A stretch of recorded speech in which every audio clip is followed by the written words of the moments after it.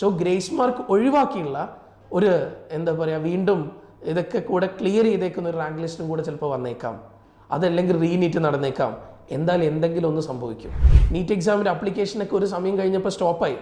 അത് കഴിഞ്ഞിട്ട് വീണ്ടും ഏപ്രിൽ 2 ദിവസത്തേക്ക് വേണ്ടിയിട്ട് അത് റീ ഓപ്പൺ ചെയ്തു അപ്ലിക്കേഷൻ കൊടുക്കാൻ വേണ്ടി. ഇത് ആർക്ക് വേണ്ടിയിട്ടായിരുന്നു?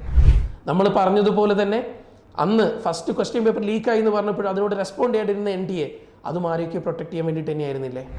ഇലക്ഷൻ്റെ അന്ന് തന്നെ നീറ്റ് എക്സാമിൻ്റെ റിസൾട്ട് പ്രഖ്യാപിച്ചത് ആരെയൊക്കെ പ്രൊട്ടക്ട് ചെയ്യാൻ വേണ്ടിയിട്ടായിരുന്നില്ലേ? ക്ലാറ്റ് എക്സാമിന് വന്നേക്കുന്ന ജഡ്ജ്മെന്റ് പ്രകാരം മെഡിക്കലിനും എഞ്ചിനീയറിനും ഇത് ഒരിക്കലും അപ്ലിക്കബിൾ അല്ല എന്ന് പറഞ്ഞിട്ട് പോലും അത് ഇവിടെ അപ്ലിക്കബിൾ ആക്കിയത് ആരെയോ പ്രൊട്ടക്ട് ചെയ്യാൻ വേണ്ടിയിട്ടായിരുന്നില്ലേ? വേഗം തന്നെ JPSന്റെ കമ്മ്യൂണിറ്റി ലിങ്കിൽ ജോയിൻ ചെയ്തോ. ആ ലിങ്കിൽ ജോയിൻ ചെയ്ത് കഴിഞ്ഞാൽ നിങ്ങൾക്ക് വേണ്ട എല്ലാ കാര്യങ്ങളും റീനീറ്റ് വന്നു കഴിഞ്ഞാൽ നിങ്ങൾ ടെൻഷൻ അടിക്കാതെ, നിങ്ങൾ സ്ട്രെസ് ഇല്ലാതെ, നിങ്ങളെ കൊണ്ടുപോകാൻ JPSന്റെ ടീമുണ്ട്. സത്യം പറഞ്ഞാൽ ഇതിനുള്ളിൽ ഒരു വലിയൊരു ടീം തന്നെയാണ്.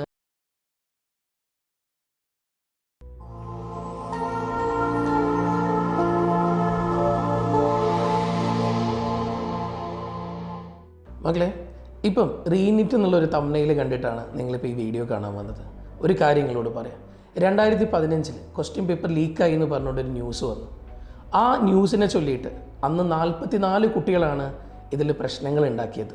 പക്ഷേ ബാക്കിയുള്ള 6.3 ലക്ഷം ആളുകൾ 6.3 ലാക്ക് സ്റ്റുഡൻസ് എഴുതിയേക്കുന്ന ഒരു എക്സാമിൽ ആ എക്സാം എന്തിനു വേണ്ടിയിട്ട് 44 സ്റ്റുഡൻസിന് വേണ്ടിയിട്ട് ഇങ്ങനെ ഒരു റീനീറ്റ് കണ്ടക്ട് ചെയ്യണമെന്ന് പറഞ്ഞുകൊണ്ട് അന്ന് APMT ആണ് അത് എന്തിനു വേണ്ടി കണ്ടക്ട് ചെയ്യണം എന്നുള്ള ചോദ്യത്തിന് വേണ്ടിയിട്ട് അന്ന് നമുക്ക് തന്നേക്കുന്ന ഒരു മറുപടി ഞാൻ പറയാം.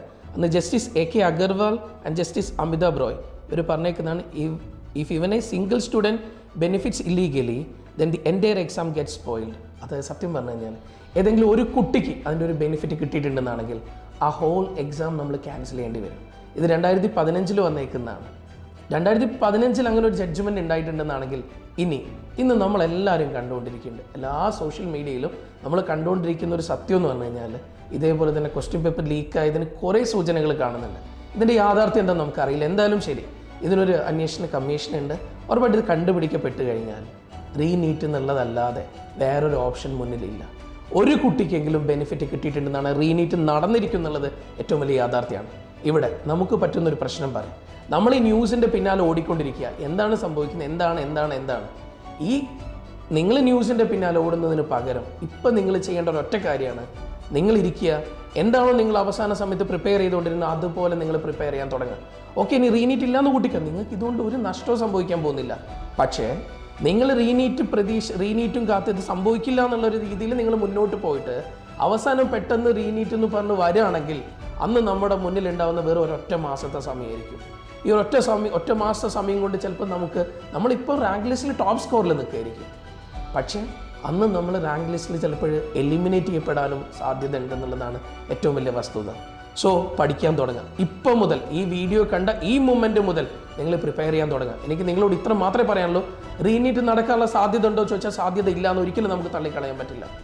അതായത് ഇങ്ങനെ ഒരു ഇല്ലീഗൽ ആക്ടിവിറ്റീസ് നടന്നു, ഇങ്ങനെ ഒരു രീതിയിൽ തന്നെ ക്വസ്റ്റ്യൻ പേപ്പർ ചോർച്ച ഉണ്ടായിട്ടുണ്ടെന്നുള്ളതിൻ്റെ എത്രയോ തെളിവുകൾ 13-ാം തീയതി നമ്മൾ 5-ാം തീയതി എക്സാം നടക്കുന്നു, 4-ാം തീയതി തന്നെ നമ്മൾ ഇതൊക്കെ പല സ്ഥലങ്ങളിലും അറസ്റ്റ് വാറണ്ടുകളെ കുറിച്ച് കേട്ടു, ടെലഗ്രാം ഗ്രൂപ്പുകളെ കുറിച്ച് കേട്ടു, കത്തിച്ചു വെച്ചേക്കുന്ന ക്വസ്റ്റ്യൻ പേപ്പറിനെ കുറിച്ച് കേട്ടു.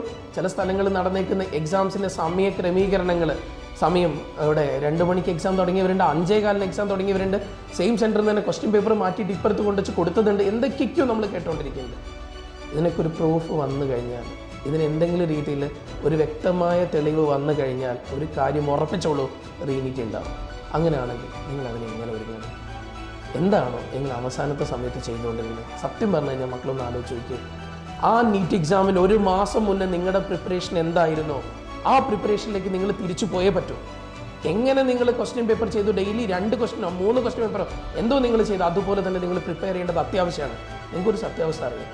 അന്ന് 600-ലും 610-ലും അല്ലെങ്കിൽ 590-ലും 580-ലും ആയിപ്പോയ കുട്ടികൾ അവരവരുടെ പ്രിപ്പറേഷൻ സ്റ്റാർട്ട് ചെയ്ത് കഴിഞ്ഞു. ഇനി പോട്ടെ, അത് 500-ലാണെങ്കിൽ പോലും ആ കുട്ടീൻ്റെ ഉള്ളിൽ അയ്യോ എന്നെ കൊണ്ട് എനിക്ക് കിട്ടിയില്ലല്ലോ, എന്തായാലും ഞാൻ 1 വർഷം കൂടെ ശ്രമിക്കട്ടെ, അങ്ങനെ ആലോചിച്ചുകൊണ്ട് അവൻ തുടങ്ങിക്കഴിഞ്ഞു.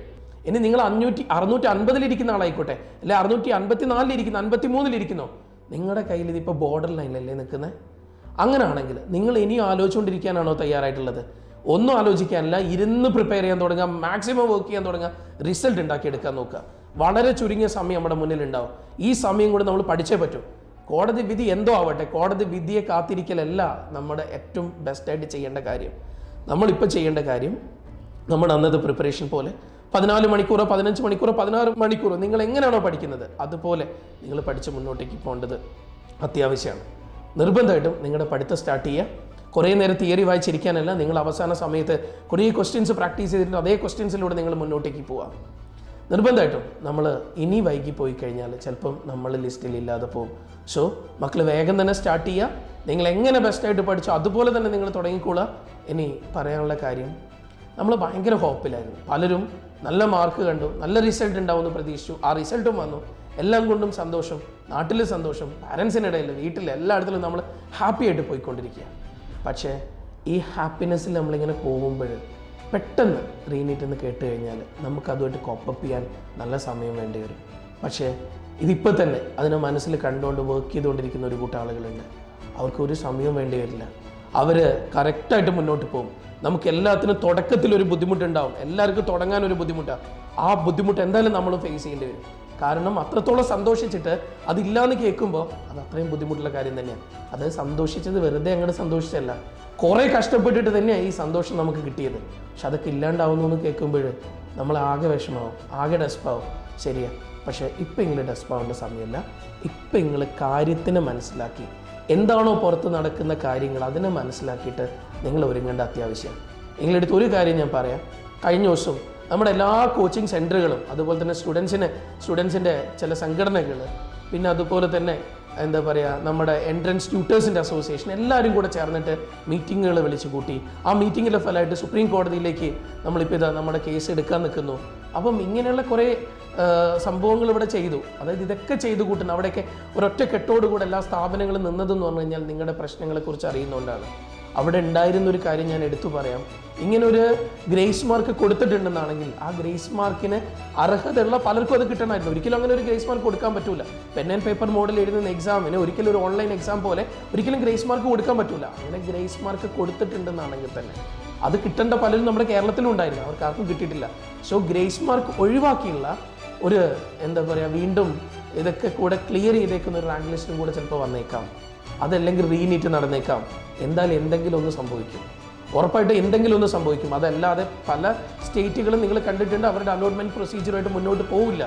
അവരതിന് മുന്നേ തന്നെ ഇതിനെ ചോദ്യം ചെയ്തുകൊണ്ട് NTA കത്ത് അയച്ചിട്ടുണ്ട്. NTA അതിന് എക്സ്പ്ലനേഷൻ കൊടുക്കേണ്ടിയിരിക്കുന്നുണ്ട്. ഇതിനുള്ളിൽ പല കാര്യങ്ങളും നടന്നു എന്നുള്ളത് യാഥാർത്ഥ്യമാണ്. നിങ്ങൾക്കും അറിയുന്ന ഏറ്റവും വലിയ സത്യം തന്നെയാണ്. ഒരു കാര്യം കൂടി നിങ്ങളൊന്ന് ആലോചിച്ച് നോക്കണം. അതായത് എന്തെന്ന് പറഞ്ഞു കഴിഞ്ഞാൽ നീറ്റ് എക്സാമിൻ്റെ അപ്ലിക്കേഷനൊക്കെ ഒരു സമയം കഴിഞ്ഞപ്പോൾ സ്റ്റോപ്പായി.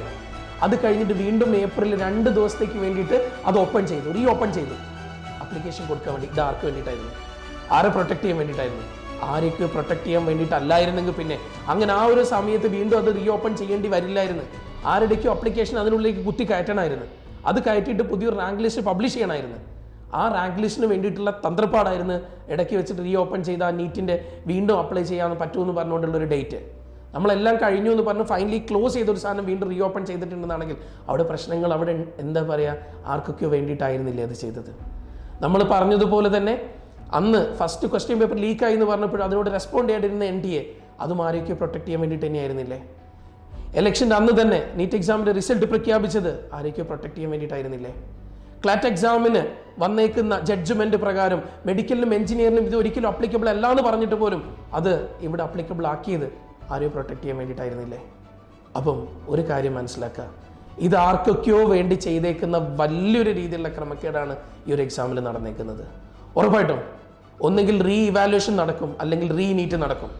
ഇത് ഒരു കേസ് പ്രൂവ് ചെയ്യപ്പെടുകയാണെങ്കിൽ, ഇങ്ങനെ ഒരു ക്വസ്റ്റ്യൻ പേപ്പർ ലീക്ക് എന്നുള്ളൊരു സംഭവം നാളെ ജനങ്ങളിലേക്ക് എത്തുകയാണെങ്കിൽ നീറ്റ് നടക്കും എന്നുള്ളത് ഏറ്റവും വലിയ സത്യമാണ്.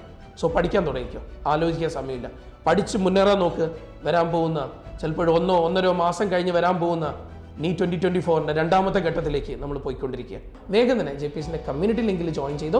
ആ ലിങ്കിൽ ജോയിൻ ചെയ്ത് കഴിഞ്ഞാൽ നിങ്ങൾക്ക് വേണ്ട എല്ലാ കാര്യങ്ങളും റീനീറ്റ് വന്നു കഴിഞ്ഞാൽ നിങ്ങൾ ടെൻഷൻ അടിക്കാതെ, നിങ്ങൾ സ്ട്രെസ് ഇല്ലാതെ നിങ്ങളെ കൊണ്ടുപോകാൻ JPSന്റെ ടീമുണ്ട്. സത്യം പറഞ്ഞാൽ ഇതിനുള്ളിലൊരു വലിയൊരു ടീം തന്നെയാണ്. അതിൽ നിങ്ങളുടെ കൗൺസിലിംഗ്, സൈക്കോളജിക്കൽ, കുട്ടികൾക്ക് പെട്ടെന്നുണ്ടാകുന്ന വിഷമങ്ങളും പ്രശ്നങ്ങളും ഇതിനൊക്കെ നിങ്ങൾക്ക് സംസാരിക്കാനുള്ള ഒരു ഹോൾ ടീം തന്നെ ഇവിടെ ഉണ്ടാവും. അത് നമ്മുടെ ടീച്ചേഴ്സ് ആണെങ്കിലും നേരത്തെ പറഞ്ഞ പോലെ മെൻറ്റേഴ്സ് ആണെങ്കിലും നിങ്ങൾക്ക് കൺസൾട്ടേഷൻ തരാൻ പറ്റുന്ന പറ്റുന്ന ആളുകളും നിങ്ങൾക്ക് കൗൺസിലിംഗ് തരാൻ പറ്റുന്ന എല്ലാവരുടെയും കൂടെ ഒരു ടീമാണ് നമ്മളിവിടെ ഫോം ചെയ്യാൻ പോകുന്നത്. ഇവിടെ ലോ ടീമും ഉണ്ടാവും, എല്ലാവരും ഉണ്ടാവും. അപ്പോൾ ഇവരെല്ലാവരും കൂടെ ചേർന്നുള്ള ഒരു കമ്മ്യൂണിറ്റിയാണ് നമ്മൾ ഫോം ചെയ്യാൻ പോകുന്നത്. മക്കൾ വേഗം ജോയിൻ ചെയ്തു. നിങ്ങൾക്ക് എന്ത് സംശയങ്ങൾക്കുള്ള മറുപടി ഈ ഒരു കമ്മ്യൂണിറ്റിയിലേക്ക് കിട്ടും. ഓക്കെ, താങ്ക് യു മക്കളെ.